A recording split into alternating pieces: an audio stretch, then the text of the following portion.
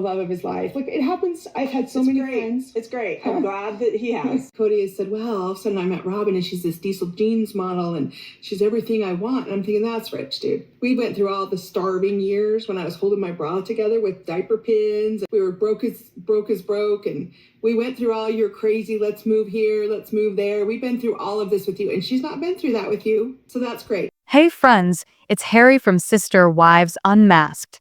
Welcome back to the channel. It's Monday, April 28th, and wow, Sister Wives gave us quite the episode last night. Kody and Robyn were, honestly, at their finest or worst forms, but it was Janelle who really stole the show. She didn't hold back when she told the cameras that Kody could just run off into the sunset with his diesel jeans model after forcing her and the other wives to endure all the hard times when the family had no money. Meanwhile, Robyn, the so-called diesel jeans model, is now reaping all the rewards without having lived through the same struggles. Kody finally got his prize. If you're wondering whether the wives have seen that infamous podcast where Kody calls Robyn his diesel jeans model, the answer is absolutely yes. At this point, it's clear Kody and Robyn's relationship became the core reason the family unraveled.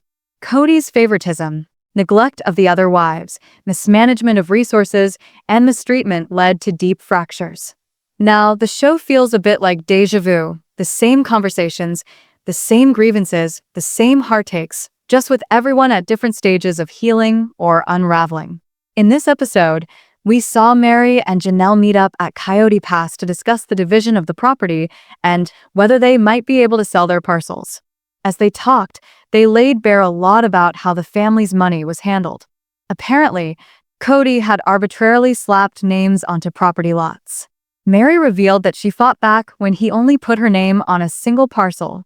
She asked questions Kody didn't want asked.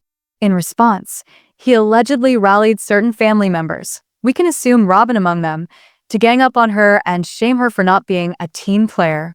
Janelle backed this up, saying that whenever someone challenged Kody, he'd guilt-trip them, making them feel like the problem for even daring to question him. Janelle also dropped another major bomb. Back in the lean years in Lehigh, she went into debt to help support the entire family. She personally shouldered debt so others could survive. Meanwhile, she hinted, some weren't contributing. If you read between the lines, and trust me, I speak fluent Janelle and Meri, they're talking about Robyn. To put it simply, Christine declared bankruptcy back then. Kody and Meri also filed bankruptcy. And when Robyn entered the family, she brought significant debt from her previous marriage. Robyn didn't work much to chip away at it.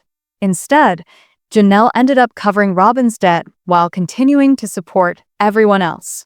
So while Janelle was quietly grinding, taking on financial burdens she didn't create, Robyn managed to reap the benefits without paying the same price. And it left Janelle, not Robyn, stuck cleaning up the mess. Fast forward to today, Meri and Janelle want a fair split of Coyote Pass, but Kody and Robyn seem to believe they're entitled to more because, according to Kody, they contributed more money. Watching Kody, with a straight face, claim he and Robyn put the most money into Coyote Pass was actually laughable. He even claimed he paid $160,000 more than anyone else, which Janelle flatly calls a lie. Let's be real. Where would Kody have gotten this extra money? Everyone shared the same income for years, and some wives, like Janelle, even had side hustles, giving their earnings to Kody to support the whole family. So what exactly was Robyn doing, job-wise, to bring in extra income? Spoiler, basically nothing. At the heart of it, Janelle just wants fairness. She and Meri invested years of emotional, physical, and financial labor, and they aren't about to let Kody and Robyn walk away with all the benefits of a life they didn't build alone. Kody claims he paid $160,000 more than anyone else for Coyote Pass, and then has the nerve to act like he and Robyn have contributed more to paying off family debt than anyone else. He even said that the sale of Robyn's house helped cover the family's debts. But that's not what was shown on the series. On the show, Robyn said the money from her house sale was just sitting in equity, supposedly waiting to pay for Coyote Pass or to build a house. So which is it, Kody? Was it paying off family debt or just sitting in a fund? Let's be honest. We all know Robyn likely spent the money, and now they're scrambling to cover it up. Meanwhile, watching Meri sit there with a straight face and firmly say that Kody and Robyn don't get to benefit from what she contributed was powerful. She and Janelle handed over money for the down payment on Robyn's massive McMansion, money they likely never got back, while Kody and Robyn built their dream life. All this financial fighting is exhausting to watch. On one hand, I get so angry for them, like, how could you not see this happening? But on the other hand, when you realize they were trapped in a decades-long con manipulated by a malignant narcissist like Kody, it becomes easier to understand how hard it was to see the truth. Now, the wives have finally brought in lawyers, not to sue Kody, but to pressure him into doing what's right. And honestly, good for them. Because without that legal pressure, Kody never would have budged. He would rather risk anything than look bad publicly, and having this dragged out on camera forced him to act somewhat fairly to save face. There's this weird knot in my stomach watching all of this, but I keep thinking, why do I even care this much? Maybe because for so long, Kody was a huge part of their identities. From their early 20s onward, he was the center of their lives. And you can see it especially with Meri. If Kody was truly the gentleman he always pretended to be, the man he preached about to his sons, he would be fair. But watching how differently the women are processing the split is fascinating. Meri and Janelle are worlds apart emotionally. Meri's relationship with Kody was different from everyone else's. She loved him. She believed in the marriage. She was his legal wife, and she clung to that identity. Watching her now, unraveling everything she once believed, wondering if it was ever real, is heartbreaking. You can tell how hard it was for her even to think about getting a lawyer, because deep down, she still feared Kody's wrath. And that word, wrath, says a lot. It's heavy, ominous. Meanwhile, Janelle is way more pragmatic. She's already detached emotionally. Kody has said every awful thing he could about them. What more could he do at this point? Janelle is like, fine. Let's just fight for what's ours and move on. Even though Janelle and Meri have had major personal issues over the years, you can see them now working together. There's a mutual understanding, a shared goal. And seeing Janelle show even small moments of empathy towards Meri, honestly, it's kind of endearing. Kody still behaves like the money belongs solely to him, like he's entitled to it just because he's the man. But the women are finally standing up for themselves, and it's about time. What's even more interesting is seeing how Christine and Janelle process their way out of it so differently. Christine has found emotional support from her new husband, David. He's given her the space to vent, to heal, and to truly unravel everything she went through, and you can see how much it's helped her. Honestly, the more I see David, the more I like him. He's been such a steady, supportive rock for Christine, something she probably never had with Kody. As for Janelle and Meri, they're still in the trenches. They both have work to do on themselves, but now they're leaning on each other in a way they probably couldn't have with Christine, simply because they view marriage, spirituality, and loyalty differently.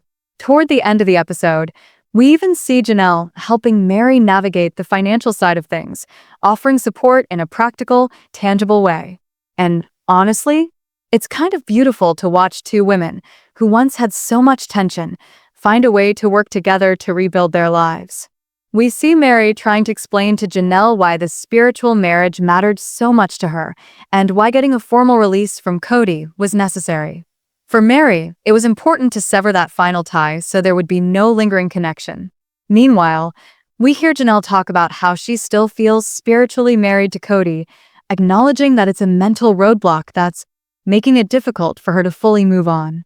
Meri offers encouragement, suggesting that she could even go with Janelle if she needed support. Kody then tries to explain to the producers that his church isn't a cult, insisting that it's hard to join but easy to leave. Yet, the reality paints a very different picture. If leaving is so easy, why is it so complicated for someone like Meri to untangle herself from Kody spiritually? The truth is, while it might not be physically difficult to leave, the psychological and emotional hold they maintain over members is powerful, and that's where the cult-like control comes in. They keep people mentally locked in through deeply ingrained dogma. When Meri approached the church leaders, She used Kody's own words he said on the show, to demonstrate why she needed a spiritual divorce. Unsurprisingly, Kody didn't like that. Meanwhile, Janelle seems unsure about the process, asking Meri if she had to call someone or if she needed to be affiliated with the church to initiate it. Meri calmly explains that for her, obtaining a spiritual divorce was crucial. Even if some might not agree that it was necessary, it makes complete sense when you consider Meri's perspective. She had made a commitment, not just to her faith, but to the other women in the family. Severing the spiritual tie wasn't just about herself. It was a gesture of respect for the others who had remained in the family alongside her. She didn't want her legal marriage to seem like it made her more important or valuable than the others. It was her way of honoring the collective experience they all shared. While Christine didn't pursue a spiritual divorce, that's because she views things differently. Still, understanding Meri's personality, it's easy to see why this process was necessary for her. She needed closure, not just for herself, but as a symbol of her loyalty to the family. She even said that she wanted to be sure she was covering all her bases with God, because if she were to start dating again, she didn't want any emotional or spiritual barriers left in place. For Meri, her marriage of 30 years had deep meaning, and she wanted to respect that even as she moved forward. Janelle, on the other hand, didn't worry about the validity of her spiritual marriage in the same way. But it's clear that for women in their church, the rules are heavily stacked. If a woman leaves a husband but remains spiritually bound to him, she's told she can't date or remarry, or she risks losing her place in heaven. Men, meanwhile, are told they must maintain spiritual unions with at least 3 women to secure their place in the celestial kingdom. The contradictions are glaring. It's a system that keeps women trapped and emotionally martyred, while enabling the men to abandon responsibilities and still feel justified. So it's a big deal that Meri is offering to help Janelle take that step. It's about helping Janelle realize she doesn't have to remain stuck, and if she decides she wants a spiritual divorce, Meri will be right there by her side. Meri herself says, "Just so I'm sure I'm good if I were to remarry, maybe it's worth getting a spiritual divorce." That kind of mutual support is what defines Meri and Janelle's relationship at this point. They're honest that they've never been best friends, but they've always put the family's well-being first. They learned how to work together, despite deep personality and opinion differences, for the greater good. Their bond might not have started easily. After all, Janelle married Meri's brother before joining the family, but over time, they figured out how to cooperate. And now, fittingly, it's the 2 women who originally built this family who are also figuring out how to exit it with dignity. They're making sure that each woman can leave with her fair share, unburdened and free. Meri is helping Janelle see that she doesn't have to remain spiritually tied to Kody, and Janelle is supporting Meri in securing what's financially fair. And in doing so, they're directly undermining Kody and Robyn's attempts to keep control. Breaking those spiritual bonds and reclaiming their financial investments not only strips Kody of the image he wants to project, but it takes away the spiritual and material power he and Robyn were counting on. In the end, this moment, this quiet show of unity, says everything. Meri and Janelle are standing together, refusing to be divided, and refusing to be taken advantage of. And if it took going public, working as a team, and fighting for what's fair to get it done, then honestly, good for them. They deserve every bit of it. Now, there's still a lot more from this episode that I want to dive into, and I'll be covering more either later today or sometime this week. I also have updates to share about Blake Lively, Jed Wallace, and everything that happened over the weekend. So, what do you think about Janelle and Meri standing up to Kody and Robyn and finally coming together to get what's rightfully theirs? Let me know in the comments below.